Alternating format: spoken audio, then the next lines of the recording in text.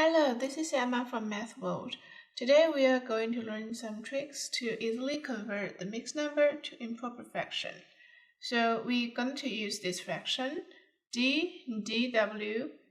When we convert the mixed number to the improper fraction, the d on the bottom means the denominator. So the denominator for the improper fraction will be the same as the mixed number. And for the numerator of the improper fraction, it will be the denominator of the mixed number multiply the whole number of the mixed number, then plus the numerator of the mixed number. So you have to remember this, dwN. For example, when we want to change 3 and 2/3, this mixed number into an improper fraction.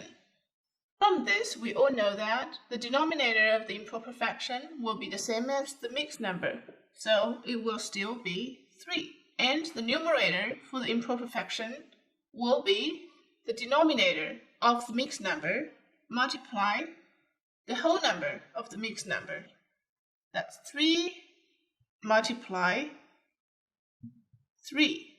And then it needs to add the numerator.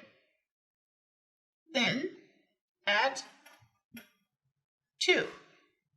It equals 3, 11. That's 11/3. Now let's look at another example. When we want to convert the mixed number 4 and 3/7. So the first thing we do, we will write down the denominator. Since the denominator of the improper fraction will be the same as the mixed number. The denominator is 7. And then we will use the denominator of the mixed number to multiply the whole number. That is 7 multiply 4. And then we need to add the numerator, 3. It equals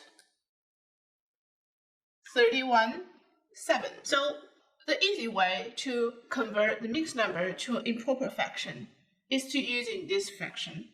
You have to remember dwN. The denominator stays the same, and the numerator of the improper fraction equals to the denominator of the mixed number multiply the whole number of the mixed number plus the numerator. This is the end of this video. See you next time.